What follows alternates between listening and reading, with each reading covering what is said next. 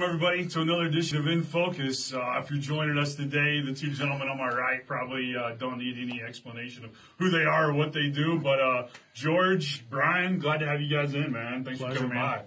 So tell us about the finale. I mean, this is one of the big things that we've been talking about on social last couple of weeks, been plugging it. You guys were there. Give us a walkthrough. I mean, how was it? What was it like? I mean, it was in Crescent, Texas, the Triple C Ranch. It's been around a few years.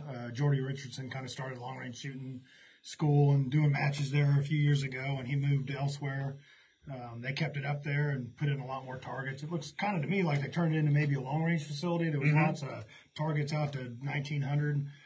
Ryan Castle went out there. He pretty much used their props and their target tree. And be honest, it wouldn't have been an ideal match if it wouldn't have been a ton of wind on day one. Definitely a ton of wind. Day one had so much wind that the size of the targets didn't really matter because people were missing everything and only the strong survived. Day two, it was more of a war of attrition.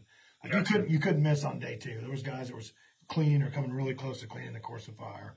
Wow. So if you're not familiar with the PRS finale, it's basically a season-long points race that takes 150 top shooters that correct through the PRS Precision Rifle Series, and then you guys are kind of personally invited to go shoot the finale. And what does the winner walk away with anything other than the title of being called the year champion, or is there anything more to that than that? The winner of the series gets. I played this year. It was a check for $5,000, and they get the golden bullet. It's about a 18-inch tall, 4-inch round bullet. Precision Rifle Series champion. The winner of the match gets obviously to walk the prize table first, and a really nice trophy from Big Dog Steel Targets. It's kind of the iconic PRS trophy for the year. Nice. How many guys do we have there? We have eight shooters, right? Yeah, we had 5 from the Gap Bushnell team, and then that Ambassador team had a couple guys there. And nice. It was a good show for sure. Really good representative. Yeah. I did see 2 or 3 other guys on the line with Bushnells. I think there's probably total was a little over probably 10%. Nice. Of the match was shooting Bushnells. It'd be nice to see more. There's been more out there before, but really with these new products you guys have came out with being better than anything that's ever been out there from Bushnell, I think people begin to realize that the scope's a force to be reckoned with, and at the price point it comes in at, I mean, people that are on a budget be kind of foolish not to look at it. Yeah. So everyone's always asking, let me check it out and all that on the line and things like that. So, people are always more than welcome to kind of look through them and see it. And I've never had someone not be impressed with them. So what are you guys running for the audience out there who might not be following you personally? What elite tactical scopes are you guys running during the finale? I'm personally stuck on the DMR Pro myself right now, just because of that huge eye box. It's really easy to get in and out of position, and the way that I shoot, I'm kind of a more forceful shooter. So being able to have that large eye box gets me in and out of the reticle pretty quick. I kind of wish it was a combination of both. I know that's not possible, but for long range, like for shooting what they call the Oklahoma troop lines, I think I'm more comfortable with the XRS, having a little bit more power. But Bryan's right, man. I think if I know the course of fire beforehand, there's going to be a lot of props and a lot of moving around. The DMR Pro is the way to go. The eye box is huge. You get on it fast. It's just super quick. Like, I'll give you, for instance, a friend of mine who's a 600,000-yard bench press shooter of the year a couple of years. He's been in the bench press game a long time, Tom Jacobs.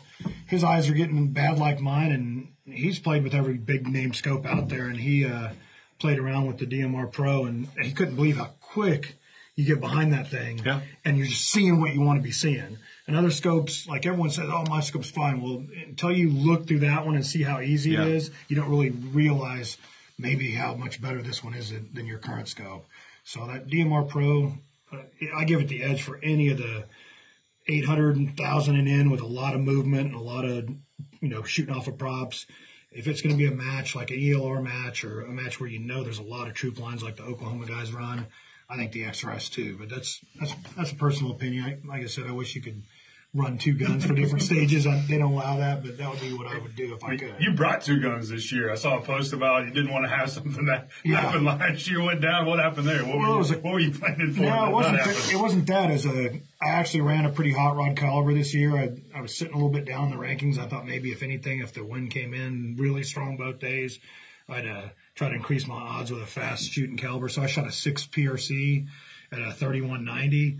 The days leading up to the match, I was fast. I was going out there shooting it at the range, and I kept having a couple pop over 32, and I was a little worried about it. So I dropped it a couple grains, and 3,200 is the speed limit in the PRS. So you just try to, if you're going to run that hot, you got a blade run, you know. Yeah. So I brought a second gun. I went ahead and put the chrono on my gun on the 0 day and checked it. It was fine. I didn't end up needing a second gun, but the idea was if they did chrono it and I was low, I would need the second gun, but it didn't end up being a factor. So is that something that happens normally, that they'll chrono a gun, or if they have suspicions about something, or what sets them? I mean, is that common? I think it's not common. I mean, it's happened. The second year, I think, the PRS, Jacob Bynum chronoed every shooter there.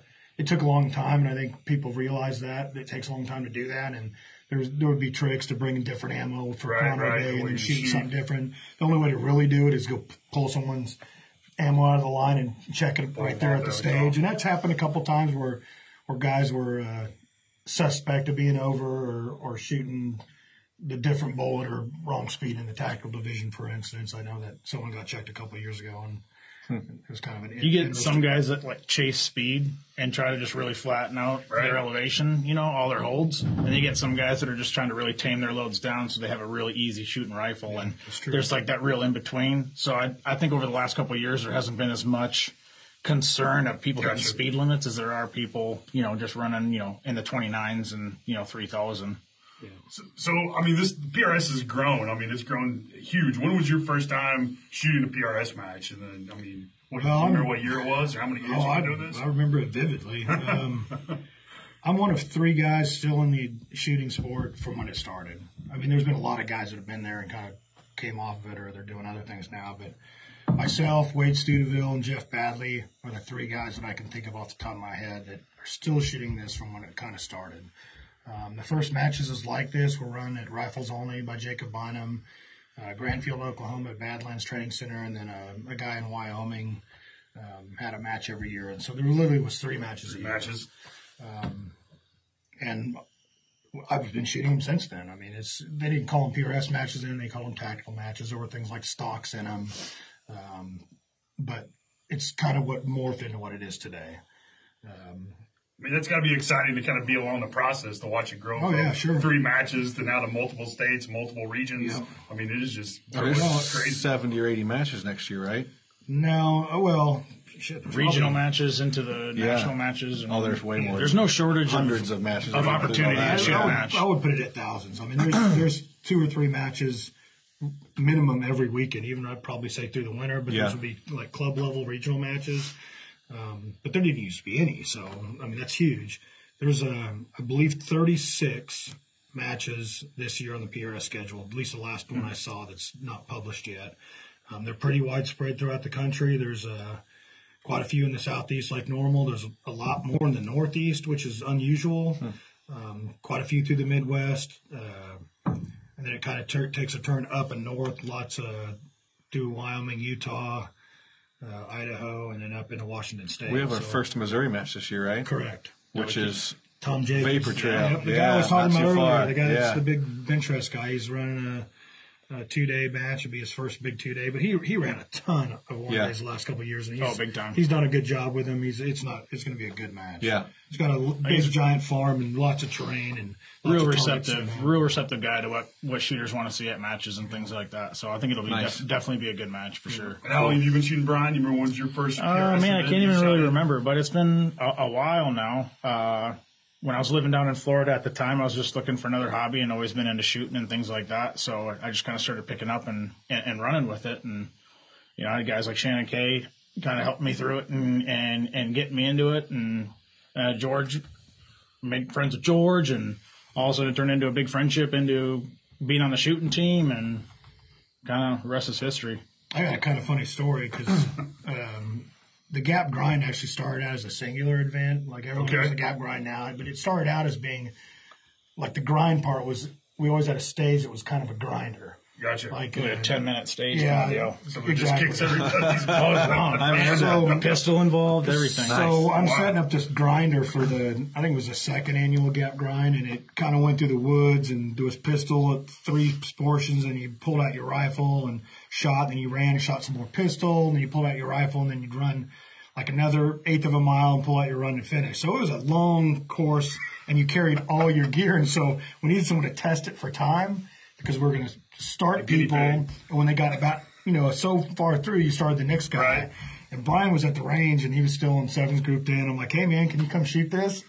And he stepped up and got all his gear, and we ran him through the course, and he got to the end, and Bryan's up and something, and Shannon's sitting there. He's like, hey, man, less weights, more cardio, bro. I just remember that because I started cracking up. I hardly knew Bryan then, but he was this big muscle guy, and he's like, dude, just smoked after this thing.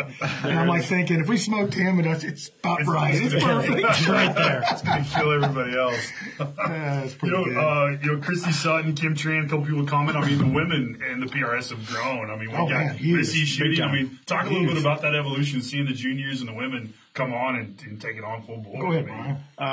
I think easily the most representative and nicest person you're going to find at a match is going to be Missy, whether she's shooting hot or not shooting her best. Man, she's always got a smile on her face, always just being just a representative of the sport. Man, I just can't say enough good things about her. Yeah. And I think to her credit, I think she's brought a lot of the female crowd in and kind of unleashed the mystique that, it's a bunch of guys, but it's a bunch of guys that just want to shoot and have fun. And, the more the welcome, more the merrier kind of deal, Yeah. No stop. She was in the finale too, right? She was. Yeah, she was in the finale. That's awesome. Yeah. I guess add to that, Regina Milkovich has been shooting this a long time. And for sure. I do remember in our group, it was like, man, I just hope Regina doesn't beat me because you didn't want him to get beat by a chick. And now that she beats everyone, it's like no one even says that anymore. It's like you just expect to get beat by her. But she's a stellar shooter, man. She's a competitor. There's no doubt. So what do you do to prepare for the finale? I mean, do you guys get the match book out in hand to understand courses of fire? I saw you guys doing some prep in the snow out of your range. I mean, what do you do to get yourself mentally and physically ready for the finale?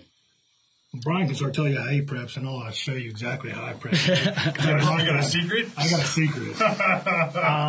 So I try to stay pretty hot on the gun. I try not to put it down too much throughout the season. I try to shoot it enough to where, I got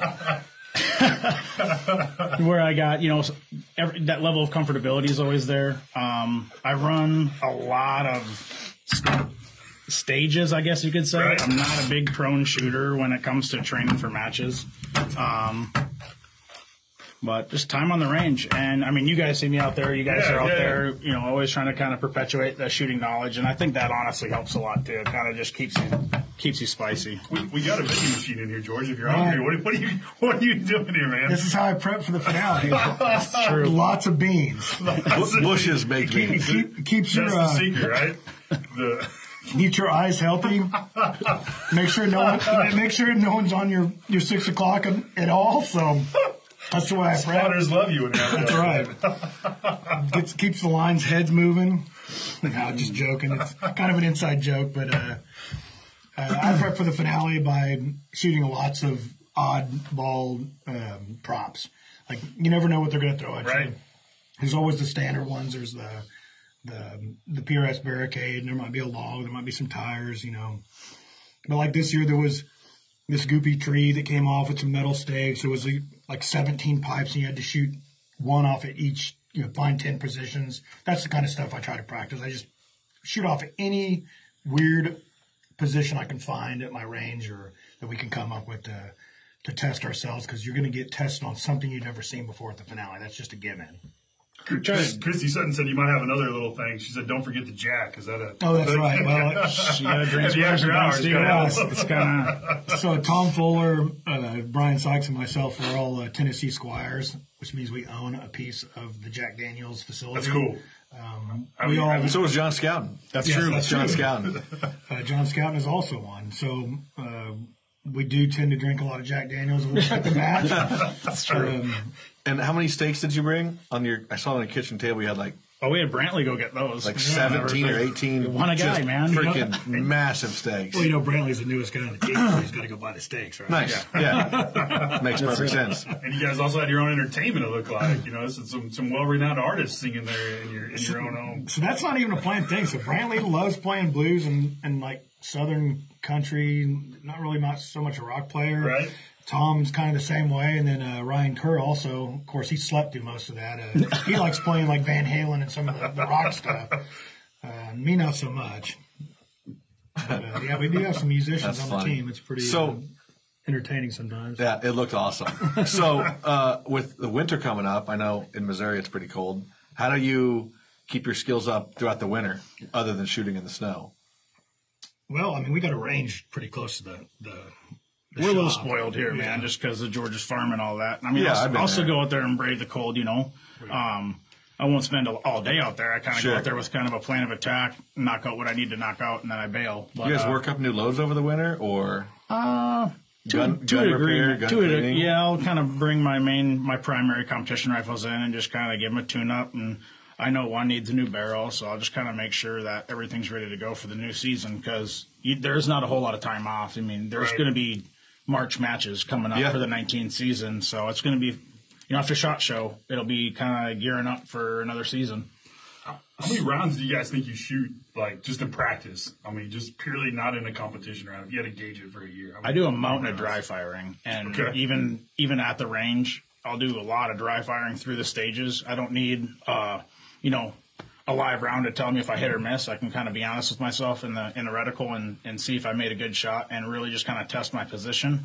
So I might run a stage, 6 or 8 times. And if I'm feeling good about it or a new way of doing it or maybe a new piece of gear that Fuller came out with or something like that, maybe my last stage will be live. So potentially a big training day for me would be 50, 60 rounds, to be honest with you. Okay. I'd say it just depends. I mean, one year, the 1 year I decided to devote a lot of time to shooting PRS was 2013.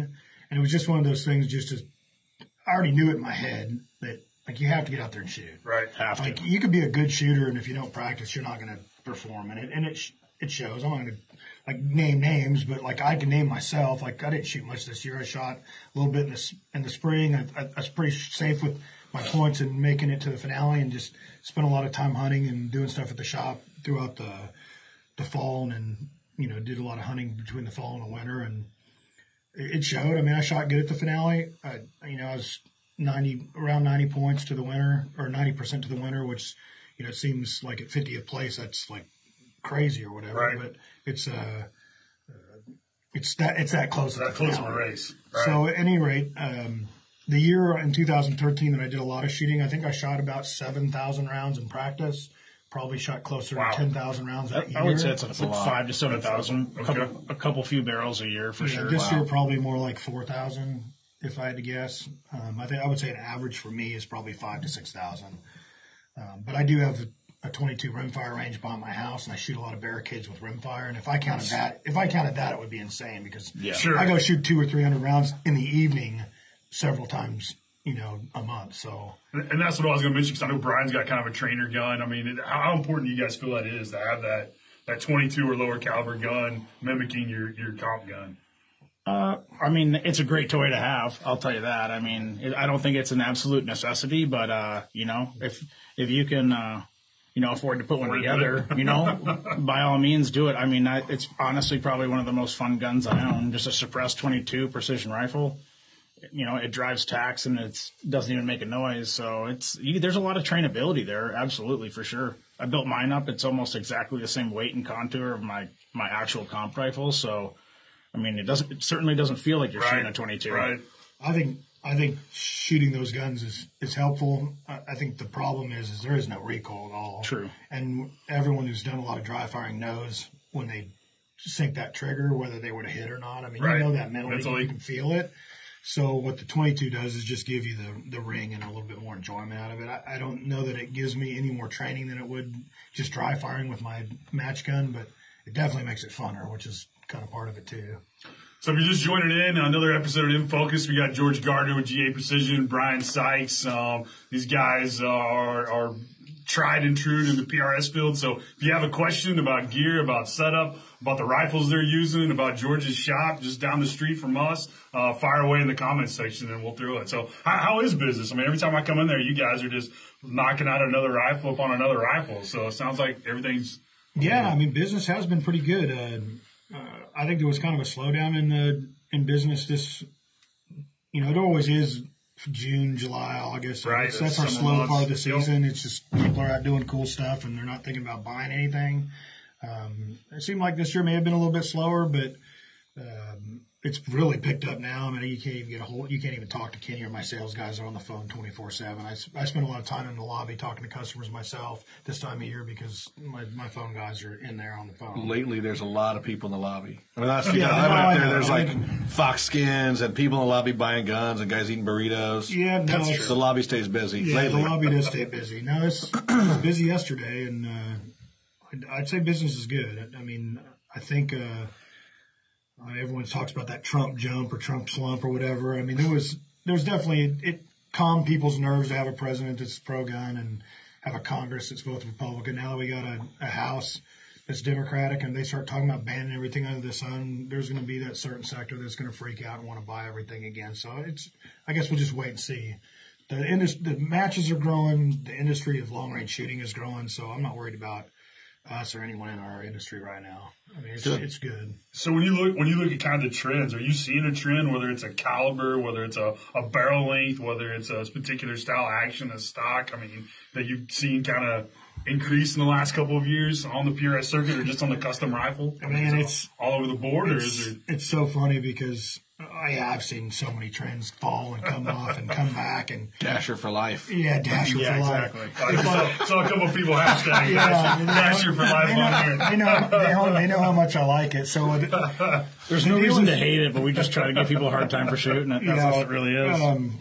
Barrel contours come and go. I mean, everyone was shooting heavies, and then they went to Pumas, and now they're back to heavies. Guns went from being as light a stock as you can find to now it's people are adding lead to stocks and making them heavy. There's this really well-known Missouri shooter. In fact, he was really well-known in Oklahoma first, Rusty Duncan.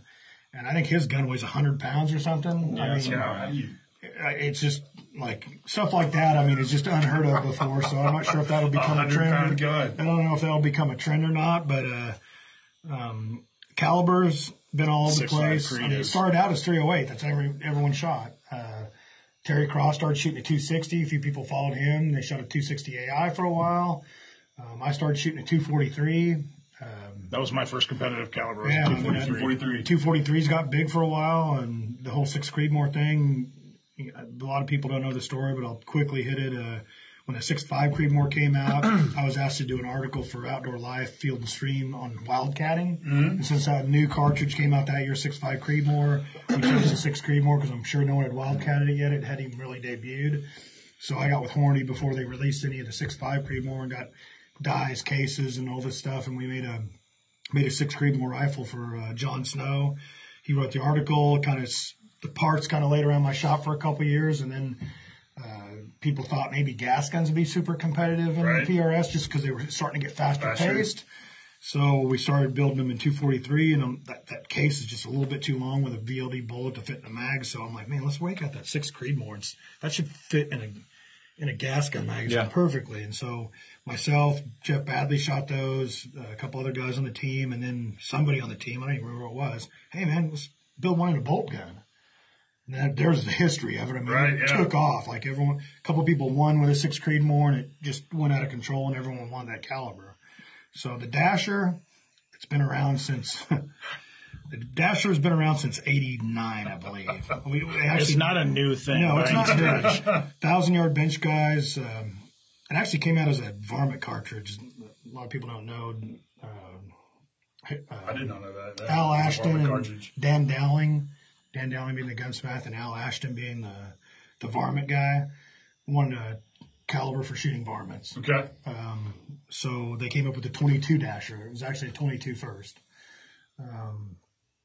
And so, yeah, it's been around for a long time. I heard of it first when I saw Bryan smashing brass.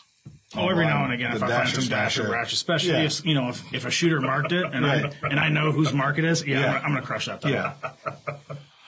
So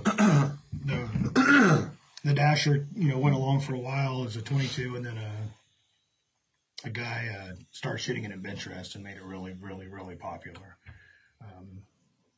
In fact, for some reason, I can't remember his name off the top of my head, but at any rate, he's known as the king of the Dasher, and he's been shooting it since the 80s. So It's been around for a long time. Somebody in the PRS decided to try it.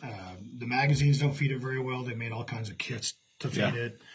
It is very accurate. Yeah, it's a lot of free recoil. It's 100 feet a second slower than some of the other cartridges, which, Yeah. you know, the accuracy that you gain, or at least the ease of getting accuracy. It may not be more accurate, but it's super easy to get there. Yeah. Is what's made it popular. Super low recoil. If it fed 100% all the time, like without any problems, I think it'd be more viable for me to like tell people, I'm behind it. But I saw people struggling all weekend with it, like double fisting their bolt at the finale, and some aren't. So, yeah. So next year, matches. You guys are hosting 3 matches, or is it? It's actually 5. 5 total. We're going back to at Gap KC. Yeah, and you guys don't even know this yet, so this is like debuting news for Bushnell. The final week. So the October week of our match, the first match on Saturday, is the Precision Rifle Season Regional Finale. Yeah, you told me that. Okay. Okay, cool. So then the Sunday will be a most match. So the PRS Region Finale for the Midwest will be at the Gap Range in October next year. So when's the first one? When's the first March? one's, I believe, April 3rd and 4th. So as long as George will still let us, Bushnell's going to cater that match. Yep. Yeah, I heard someone's going to barbecue. I'm going to barbecue. It won't be very good, but you can show up if you You got want. some extra porta johns out there. Yeah. It won't be good, but it'll be there. I'm going to have plenty of Bush's beans. Oh, yeah. Beans for sure. Beans for everybody. Beans. So, yeah, the first match, I'm going to skip shooting it and cook barbecue for everybody. Yeah. Whatever's the cheapest meat I can find. Neutral rat. So if you guys had to fast forward and look at like trends that might come out in PRS, you have to throw a wild guess out there. You have any wild guesses that somebody might try next? I'll tell you what, man. I saw some weird stuff at the final. To be honest, there was a guy that had this big looking plate, skeletonized aluminum thing that he hooked to his Picatinny, and it made the bottom of his stock like a foot wide. And he was throwing a bag up there and then putting this plate on the bag and moving the plate around to move his gun. I'd never seen that before. Seem to do okay with it. I've seen more gadgets this year. I have like tchotchkes, and built-in integrated rails and things like that. Just trying to stay real modular, and guys running traditional stock rifles versus a chassis system, trying to get the benefits of a chassis, but with the feel of a traditionally bedded stock rifle. The rails, a lot of stuff, quick release, things like that. I still think people are going to lean towards building. Or not mind having guns weigh a little bit more. Yeah, I think you're right. Heavy guns will be around for at least next year. I like shooting a heavier gun. They point and steer a little bit better for me. What's heavy? What do you put at that? How much is the mark? land carp weigh? The land carp, scoped out with a full mag, like ready to shoot a stage. It's right at 26 pounds, which is fairly heavy. That's pretty heavy. Yeah, it is fairly heavy. Yeah, I'd say I agree with Bryan. Guns are going to get a little bit heavier.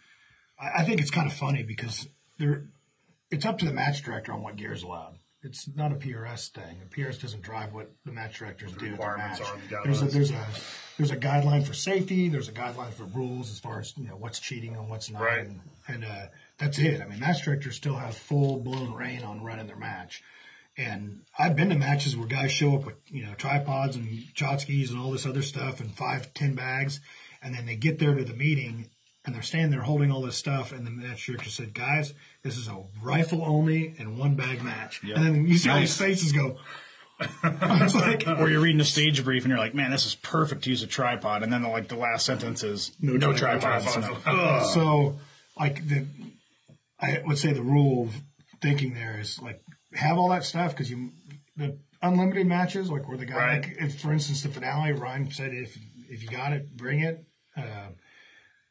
But be ready for the match director that's going to say 1 bag, man. I mean, because they're going to be there, and if you don't practice that, it's a lot harder. You're at a disadvantage because you haven't been doing it. Makes sense. I'd rather be a really good shooter with one piece of gear than a mediocre shooter with a whole trunk full of gear. So what's the most common question you guys get asked about PRS? I mean, we probably have some new shooters watching some things. Guys are getting into it. I mean, if they come up to you and ask you a question at the shop. Online, when they find you, what's that number one question you seem to always get asked? I think mostly it's a gear question. I don't know if I can nail it down to one, but what I always answer with is you don't win matches with your gear. You win matches by practicing and being prepared. So for every dollar you spend on a gear, you better spend two on practice and your time at the range and time online. Sure, yeah. Watching other guys shoot and just preparing yourself for that match. I mean, if you're a new shooter and you never shot a match before, don't fixate on needing a bunch of gear. You right. write it down. You need a click adjustable scope that returns to zero. You need a gun that's minute angle accurate or better. And you need to get to the range, get some dope, shoot off some barricades. You need to actually put some time in. The gear will come later, man. Once you get good and you know that you're going to stay in the sport, you'll save up and buy the better gear. But, and there's a mountain of opportunity with the one-day matches, especially to go to them. I've never been to a match and not had that sportsmanship and that stewardship amongst shooters. So I would encourage people not to just go out and break the bank on all this gear. I mean, show up to a match with what you got. I guarantee you there isn't one person on the line that isn't going to allow you to, hey, man, can I use your bag? Absolutely. I borrowed bags at every match I've ever shot. Try it before you buy it kind of thing. I mean, everyone that's been doing it long enough has, $5,000 worth of mistakes sitting in a closet somewhere. I know I do. It sucks. Some have 30, 40 it's ridiculous. And I would encourage people probably not to do what I kind of started calling it now is caliber chasing. Make a good determination. I'm going to shoot a 6 Creed and stick with it for a good while. And get these guys that are spinning up new barrels. A new caliber comes out and someone shoots it and does real well, whether it's long term or short term. I got to have that because it's going to make me a better shooter. I'd encourage someone to just kind of run what they got and just get real. Man, the first 2 years I shot just a 308, and I was in the military at the time. So I was able to use, military ammo I didn't have to pay for. So, right. I mean, that was a determining factor for me. I'm going to get good shooting a 308, and then I jumped into a 243, and then, the rest is history. Bryan just said something that I'd like to kind of steer into.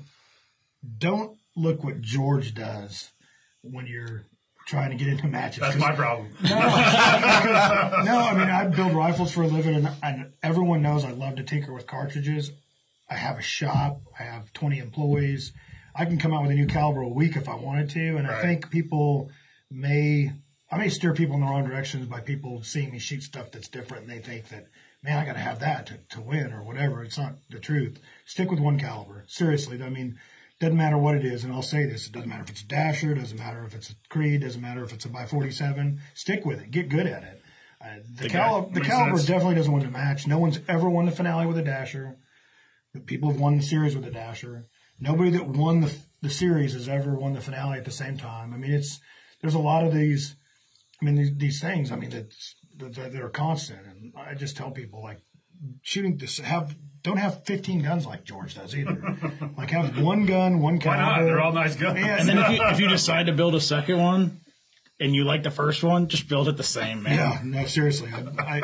I would tell you the guy that's got one gun and he shot that same gun forever is going to be better than the guy that's he's dangerous. He's hard to. He is dangerous. That's that old saying about beware of the guy that only carries one gun. Yeah, and I wish I could have been that guy, but I got my brain's always thinking of stuff, and I just can't. I have more fun doing that sometimes than worry about winning, I guess. So don't follow me. I'm not the guy anymore that's trying to win. I'm just trying to have a good time and make the finale. Jeff Badley would be a good example. Jeff Badley on our team would be a good example. I mean, that guy shot the same gun, the same 6 Creed caliber. I've seen him go up to stages, hey, Jeff Badley, you're up, without any prep. And he's like, man, what's the distance to that target, and that target? Okay. And he shoots it. Yep. And just because he knows his caliber, he knows his dope so fluidly. Yeah, he's not getting tripped up. He's never in his kestrel. He's never worrying about stuff. I mean, the guy uses a drop charge to load his rounds. He's not chasing all this super expensive reloading equipment, but he knows his caliber well, and he's dangerous with it. That's Jeff could be the top guy every year if he had time to practice. Jeff's a guy that starts working in December and works nonstop right up until the finale, and then he's off basically through the winter months. He's a dent guy. He chases hail all over the country, and he's 100% smoked with work. Doesn't get to do anything. So, like he said, he literally dumps powder out of an old RCBS powder thrower. He doesn't measure any of it. In fact, his scale wasn't even zero the last time I was over there. And he doesn't confirm zero at matches either. No, he doesn't ever walk the line and confirm zero. He just shoots his gun enough, and he trusts it enough that he shoots great at every match. This year he shot Hornady factory seconds. The cases with dents all over that you get for half price. And I can't tell I look at those seconds, Neil and those guys send them over, and they could have somebody with a really refined eye on the line. I thought those were good. You just told me a case. They are good. That proves it. I mean, he shot that especially good enough for you. He shot better than me and Bryan at the finale. He was shooting seconds, and we spent like 2 days loading our ammo. So you got to make that has to make you think a little bit too. So talk a little bit about Team Gap. I mean, you've got some great shooters. You've mentioned a couple, Jeff.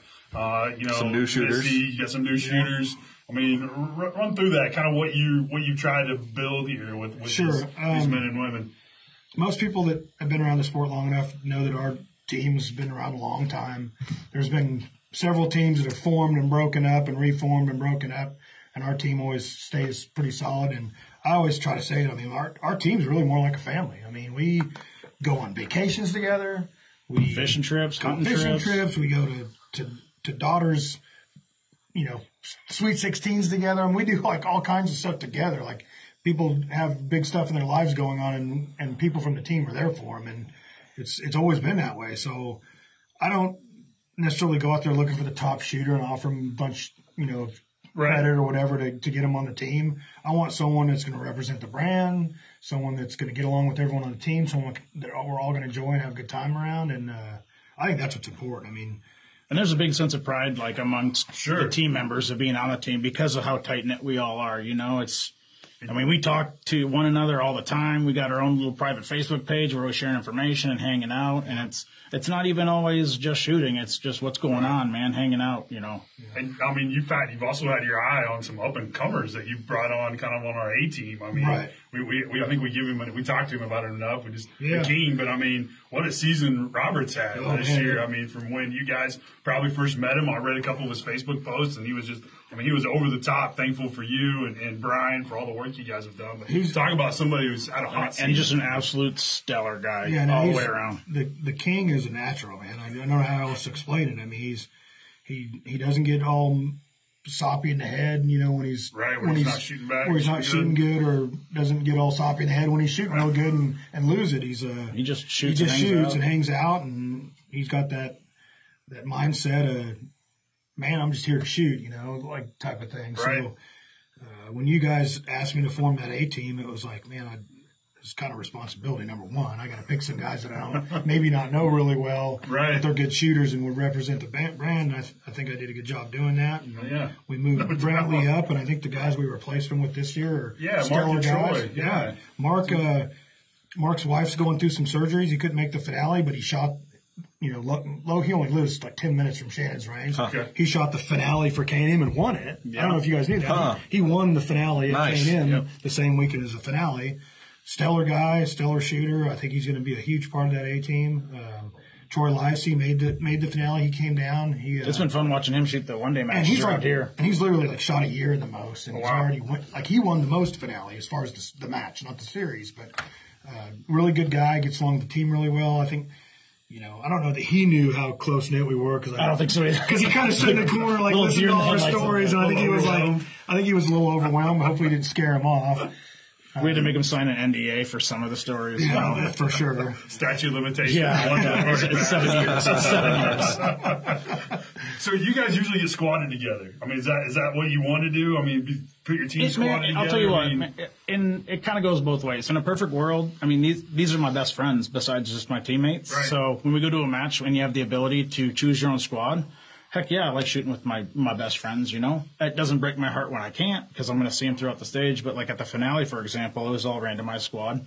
I was fortunate enough to shoot with Tom Fuller, on our team. And then we shot with a lot of the Impact Precision guys and had an absolute ride of a time. So it doesn't necessarily matter if I'm shooting alongside them or with them because, like I said, especially at the finale, I mean, these are guys that we're competing against, for prizes and glory, kind of thing. And you got guys that are repping different brands and companies and everyone's helping each other out.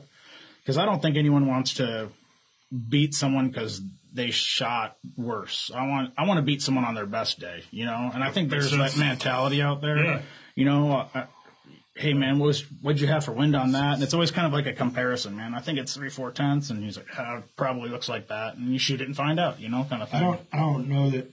Like newer shooters realize too, there is competitiveness, obviously, and maybe some people are more competitive than others. But I I shot on a great squad, Squad 4. There was several guys in that squad that I knew through the internet but had never met, and got to meet them there. And here's guys that don't know me from Adam, and they're giving me win calls coming off the line and helping me out.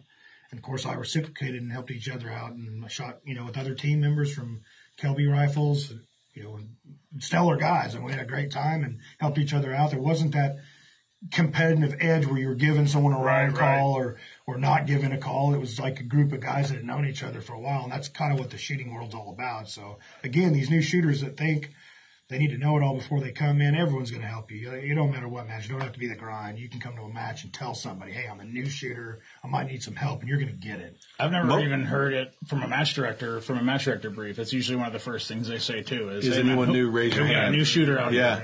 Hey, you guys should be helping those guys out. And, I think everyone – and, man, I'll tell you what, in the precision rifle community, everyone's pretty excited to tell you about how much they know. So that's true. I didn't raise my hand my first match when they said that. I was like – I better not. I better not. My shirt says Bushnell. But I think you hit on, man. You said across the shooting sports. Anything I've ever shot, from a 3-gun match to a USPSA style, there's always there people to help you get better. Yeah, they're not just beating each other down and giving them bad information. They're actually genuinely trying to help you. I think that's what's really unique about the shooting sports is there's that camaraderie out there and whatever. Yeah, it's a bunch of like-minded folks, just like that common goal. Just shooting and having fun. So speaking of having fun, what do you guys like to do when you're not at the range? What's that one thing that if we could pack your bags tomorrow? What are you going to do? Where are you going to go? What keeps you?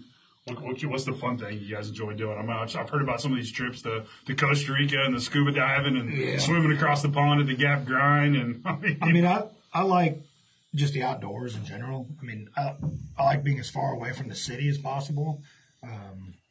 If I had my choice, I'd love to be deep in the wilderness in Alaska or some other country, with Bryan drinking a square, eating, caribou meat and having one flown in and thrown out of an aircraft. Yeah, drinking water out of a stream, shitting behind a tree, just being out there. Yeah, just being there.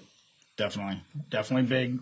If I'm leaving to a trip, hopefully it involves fishing rods or hunting rifles for sure. The big thing we do, and it's another team thing. We always go up to Canada for 7 days and do a fishing trip on a houseboat. And the one thing everyone gets excited about is the only reason you have your phone is for taking pictures because nothing works up there, So it's just kind of get to unplug for a whole week and just nonstop fishing. So we've had other guys in the shooting sports. Sure. Matt Brousseau says he's coming this year. I'm gonna keep him to it. He likes to fish, and shoot a 6 Creed next year for at least one match. That's right. He lost a bet. He's got to shoot a Creed for at least one match next year. I already barreled it for him, so he's got no excuse. So that's kind of an interesting sidebar. You guys make some kind of crazy side bets on some of these things, right? Am I getting false information? I've seen some underwear with people's faces on them. Yeah, we like to joke around. There's no doubt about that. I'm not sure who the underwear bandit was, but there was 15 or 20 people that got underwear in the mail from the PRS's address from the underwear bandit, and it was overnight shipping, on my workbench at the shop. It says underwear bandit. Next day, air Bryan Sikes. Well, of course. Yeah, because I saw Brantley had a pair with your face on. If you're going to get custom made underwear, so that's a good story too. Actually, I got the underwear with Sikes' face on it, but. You dropped off that box of scopes the same day, and I threw the underwear in that box. Nice. And that box got handed to Molly, and I forgot about the underwear, and so it went on the prize table. Nice. So that tells you about Brantley. So if the underwear bandit's watching, George needs another pair. So that's the end of the story is he picks them off the prize table, even though he's a 7th place shooter. There's Swarovski binos, rifles. There's $3,000 things up there. And he grabs a set of underwear. I'm like, what the hell's he doing? What's wrong with that guy? I want to get him back for you. That's how Robert is. I want to get him back for you. I'm like, man, that's come funny. on. That's great. I didn't question it. When I texted him, I said, how was the trip? He goes, I got 7th place. I go, what'd you get? He goes, underwear. I went, cool, man. I don't know why, but I'm in. Whatever. Cool. It must be awesome. You're happy. I'm happy. Congratulations on the underwear. So what else, guys? What else is happening? We're almost a little bit from SHOT Show. You guys excited to be there? You have a booth? Got a booth. Gearing up for some SHOT Show builds for sure. Got some lighter weight, more tactical hunting type of systems going to the SHOT Show. That seems to be a more popular thing coming up these days. That we get asked for it all the time. So that'd be kind of probably the more newer stuff. It's going to be lighter weight, crossover rifles. The rest of the booth will probably be the same this year. I'll do a big booth change for 20, I think. So, yeah, I look forward to it. We rented a big house, so team shooters can hang out and get away from the strip. I'm about sick of that after doing this thing for 18 years, but. I'm sick of it after 3. Yeah, I know. Sick of it after 3 days. Yeah. But it's one of those things you got to do. I mean, it's the only time that the whole industry gets together and you see all these guys you talk on the phone constantly. There's definitely a purpose for it. So, other than that, I think it's just kind of catching up on all the things that we're missing out on when we're shooting a bunch and tearing down guns and getting them all prepped up for that fast approaching season. Nice, hitting it hard next year for sure. So. Yeah. I don't know if we had any questions. Wayne, can you help us out? I've been trying to keep up. I don't know if there was any I might have missed. People were making some comments about the dash here. Somebody chimed in about Rusty Duncan. Said he's going to get a swole head with that lead monster.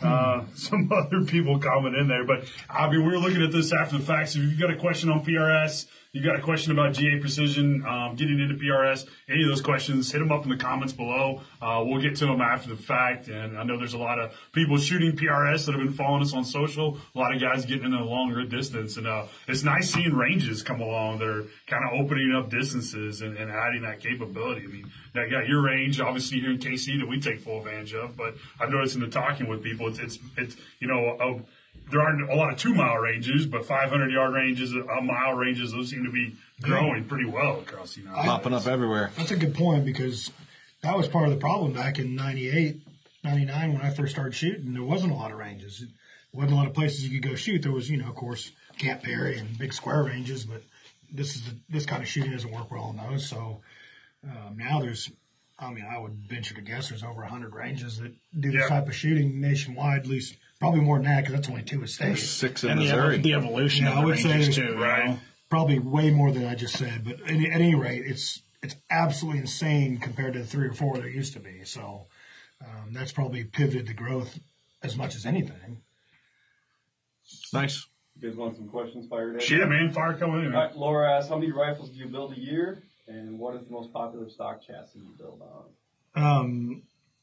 It varies year to year. I think our best year was a little over 2,100 rifles we did. Wow.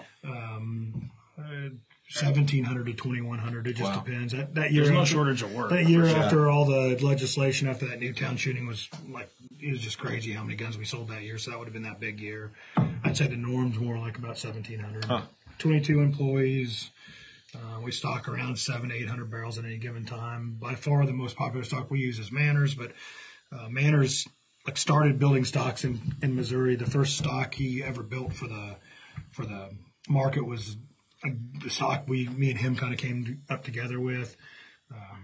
Tom's background was 50 cal Ventra, so we built these big, huge plank 50 cal stocks, but wanted to get into the industry with the tactical / hunting stock. So I've got to see every stock he's ever done, and of course that friendship and a relationship between us and him's obviously. He's just a pitching wedge away. He's 2 blocks down the street. Next door, but when he's ever bringing stuff to the shop and asking us new stuff and input, and he's got his ear to the ground, listening to what people want, and he's always trying to meet those new expectations that people have for like those PRS 1 and 2 stocks coming out. More of a square setup.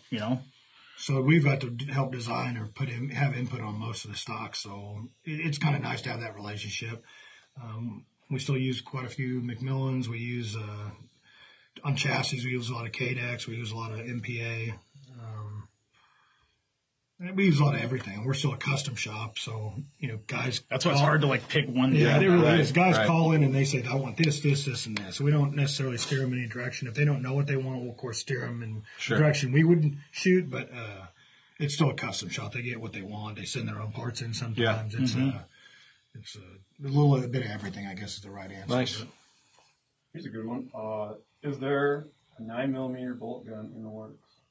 Oh, I'm sure I know where that one came from. There's been a 9mm bolt gun built. It's a fun little gun to shoot. You don't even want to know how many hours went into it, so I don't think anyone. The gun probably cost $10,000. All the R&D and a little time that Austin's put into it. But we joke around about it. But yeah, it's a heck of a fun gun to shoot. It is a fun gun to shoot. Super fun gun to shoot. It's I think he's working on version 2 right now. You're going to see him on the PRS circuit. You're going to see him in the backyard shooting at squirrels and balloons. But yeah, we do some interesting things on the side in the shop. Average time a gun from start to completion? What is that? What is about that time, man? I actually get that. Yeah, it is component. I get that all the time. It depends. If I had the whole shop working there and we were working on the one gun, I could have a guy setting pillars in a stock in the morning, a guy truing up the action while the other guy sets a barrel up in a machine, and then the guy, once the action's trued up and measured, the guy starts on the barrel. Once the barrel comes off, they made it together. They could have the pillars cured and then put it in the glass.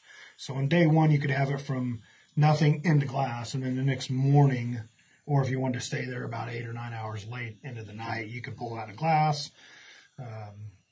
For us, we get all our stocks just prepped from Manners. They're not final finished, and that's good for us because all we have to do is flatten the seams and run it down to Manners, and then he'll shoot his final clear coat on it. At the same time, we'll get it through our finish room, which, again, if we pulled it out of glass, got it right to the finish guy, he could have it out of finish in a couple hours. And if Manners guys were right on it and brought it right back, we could have the gun done. If we started at 8 o'clock in the morning, we'd have the gun finished by noon the next day. But none of them were ever not like done that. Like that. Right, but so that's, the capability's there. Yeah, the capability's there. And it's, I mean, maybe happened 2 or 3 times where Surefire or someone called and said, we need a gun for a demo tomorrow. Can you do it? And it's like, I just bring out all the stops and do it. Yeah. Everyone in the shop loves those calls. We have these bins. A blue bin is normal. A yellow bin is, hey, this one's a little behind. We need to speed it up. And red means George said, stop everything. Because like the red bins. That's happening. Yeah. I don't see many red bins over there. No, there's not. And no one in the shop really likes a red bin, especially Mark. That's true. It gums up the works, but. And it's not just machinists at the shop either. Everyone's like, they're just a bunch of passionate shooters building guns. So, guys aren't going to want to rush stuff. And everyone is so critical of their own work there, So you see a lot of that. So people, we got one guy building gas guns from start to finish. That's his deal. And he's so particular about how it goes on because, at the end of the day, he's putting his proof mark on it. That's his work, and he wants his work to speak for himself. Same with the bedding guys and all that stuff. Everyone is so passionate about it, and they want to put out quality stuff. And a lot of guys they're not willing to let a subpar piece of gear leave the bench. And that's the thing. I've had a lot of gunsmiths that have left and started their own shops, and the history of Gap as a company is like really spidered out into a web. I've got customers of mine that we used to build guns for, they're now building rifles, and they came back to us and, learn how to maybe barrel or learn technique. It's like, not to mention names, but there's 15, 20 guys out there that either work for Gap or good customers of Gap that now have their own rifle shops. I look through old receipts or names in the computer, and it kind of makes my heart tap a little bit. It's like, man, look what Gap, like not maybe necessarily me, but the company. 7 ways the Gap kind of deal. Yeah, kind of like spread out, and there's a whole family of gunsmiths that kind of came out of Gap at one point. So yeah. So is this what you guys thought? Post military, that you'd be building guns in Kansas City, shooting PRS? I never thought it. I got into building guns because I was a shooter. Shot a lot of high power in those early PRS style matches. Kind of wanted to learn how to do it myself. Got into a gun shop locally, tinkered around. Marty Bortson from Badger, he worked at Dakota Arms, was one of their engineers. His wife got brought here to Kansas City. He needed a place to hang out and do his stuff, and he came into the shop I was at, and I learned a lot of stuff from him. Me and him used to travel around to the AMU, the Crane Surface Warfare Center, to where they built all the sniper rifles. Went to Robar, went to all these shops that were early innovators and learned what they were doing, and that's kind of how I got my start. It's just a hobby, really, to start. My wife wanted to change jobs, needed to go back to school. I needed a way to make extra income. I thought, well, maybe I can make a gun or two. A gun or two. A gun or two's changed tremendously. But that's kind of the story in a nutshell. But nice. Right on. Well, before we let you guys go, man, we have this kind of this lightning round deal. This really kind of lets us dive into the minds of Bryan Sikes. It's pretty shallow, man. So. It's pretty shallow. So this is the first time we've done it with two guests, so we're just gonna have to. I guess I'll fire off a question and then both of you answer. The thing is just to answer the first thing that comes to mind. So Are we taking turns? Yeah, and we'll just take turns and okay. we'll work down this list. The first one's gonna be super easy because knowing you guys, but Miller MOA. Middle.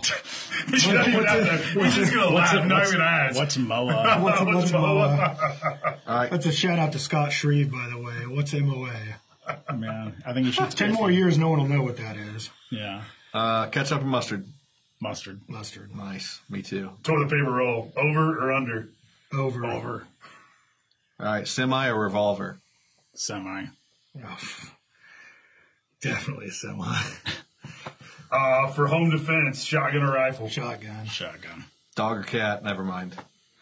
Another dumb question. We should have made the end down. I got to the guy that just got another one. I got 5 dogs. That's an easy one. I do have 1 cat, but it thinks it's a dog. I got 3, but only 1 count it. So. This is another one I think we know. Red dot or rifle scope? Rifle scope. Spring or fall? Fall. 9mm or 45 ACP? 9. Comedy or horror? Comedy for me. I mean, that's a tough shot. George likes rom-coms. I like both. You like? How about Rocky Horror Picture Show? A little of both. There you go. Cake or pie? Cake. Cake. This one will be interesting. Ford or Chevy? Ford. The only one. Chevy don't make a 3/4-ton SUV, so. All right, so if you could Sikes go excursion. to the range with one person, living, dead, or fictional, who would you take with you? The range? Yeah, to the range. Living, dead, or fictional? This guy right George. next to me. Okay. If you had... You guys are funny. If you had one superpower, what would it be? Oh, man. I have an 8-year-old. He asks me this like every week. So I have to be Good creative. to know your question. Yeah. Flying would be pretty badass. Hell yeah.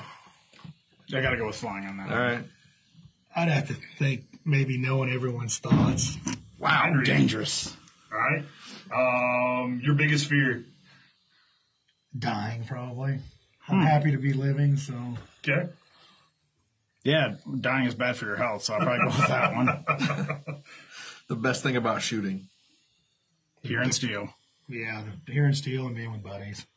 I hate when I get to the range and I forgot my fucking ammo. Yeah, exactly. I've done it. I drove to Tennessee or you open a without box. ammo. I would tell you, that goes into a good story. I always do all this load prep at my house, and there's been at least 5 times where I've stacked the boxes right there on the shelf, got to the range, and then, I mean, and this has happened numerous times. And it's a 30-minute drive out, 30-minute drive back to get the ammo and go back out again. So Or you pick up a pile of it and like you got different loads in it, and you open up the one box that was most important to you, and it's empty brass in there. I brought like spectacular. 9mm rounds to Tennessee one time. Last year, Bryan, I was like, all right, everybody gets your ammo. And I was like, wait, where's mine? That's handgun ammo. That's not mine. it didn't work out very well. I couldn't It's not go gonna do home. well. I couldn't drive home. Like Number 9 6, hours. man. Is that me? Yeah, you're on 6. The one thing I always bring on a road trip is a square. And an iPad for movies. I thought Jack Daniels would be the answer there, but That's what Well, you Velcro the iPad to the dash for those long trips. so you have both hands to drink. My biggest pet peeve is Miners. Yeah, bitching and complaining. I've always wanted to go to blank. Alaska again and again and again and again. Yeah, I've been a lot of places. I'd probably say Alaska is my number one on Nice. the list. Man. your favorite Bushnell optic and why. DMR Pro, man. I mean, that's Pro. the one.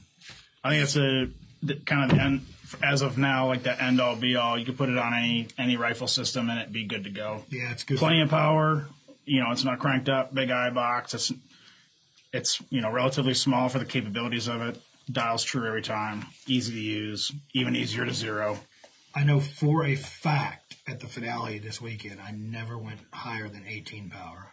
Ever. In the whole match. And that's where that dial is right at that, between 11 and 1 o'clock position, right on the fast throw lever. So you just kind of know it lives there. I shot the match in Texas, Jordy's last match, and I made it a point because I was watching at the Gap Brand, watching the amateurs and watching the rest of the Bushnell guys, and I know I waste a lot of time rolling that mag. I set it at like 17, 18-ish. I didn't touch it for 2 days straight. Yeah, you get that whole field of view. Day, morning, night. I didn't touch it one time, and I really noticed a difference. I got a lot more rounds off on long stages than I thought I would. So I think I'd leave mine more around 10 or 12 and then pump it up right before I start shooting. But every time I look at it when I'm done with the stage, it never hits. It's never above 18. I crank it to where this looks good, and I shoot, and it's right 15, 17, maybe at the most 18. Yeah. So the 30 power scope is great for long range. I got one on my 6.5 Somme, and a longer range across the course type match gun. Yeah. I'm not grabbing that throw lever and moving it around. I kind of wrap my hand around the scope. A lot of guys do it. And just put that right in the web of your finger and just kind of crank it when you need it for that one target. But I don't live at high power, man. So and before you shut this down, I tell people this all the time, but I'll say it on the air. If you think your Collis, Schmidt, whatever has got better glass than the Bushnell does now, take a look one at the range. Make sure it's a Pro or an XRS2. I think you'll be way surprised. Yeah. Everyone has been so far. All the guys that have come on the team recently and has been shooting different scopes and has got their new scope, they all were blown away by it. We've made great inroads this year. We've been to more matches with more scopes. We're selling scopes at matches, and every time someone picks one up, they go either, yeah, this is what I want, or they go, wow. Wow. Yeah, I know. Wow. They're just wow. Give us a look. Wow, look at this. And then they show someone else. Yeah. So if we're wrapping up. Yeah, man, we're wrapping up. This is kind of a big sticker. It's going to go on the front. I'm going to wait till after the camera to bringing apply this. George brings a big billboard. It's going to go right there. So we'll set it there. We'll apply it after the camera's off. Well, George, Bryan, appreciate it, guys. I mean, congratulations for this season. Job of the finale all year long. It's great having you guys on the team, and look forward to 2019. Kick it even more. It's been fun. We look forward to it. It'll be fun to do a recap of it next year. Yep. Hitting it hard again next year, too. So cool. Let's get some lunch. So we're going to get these guys fed. Thanks for tuning in. We'll talk to you guys later.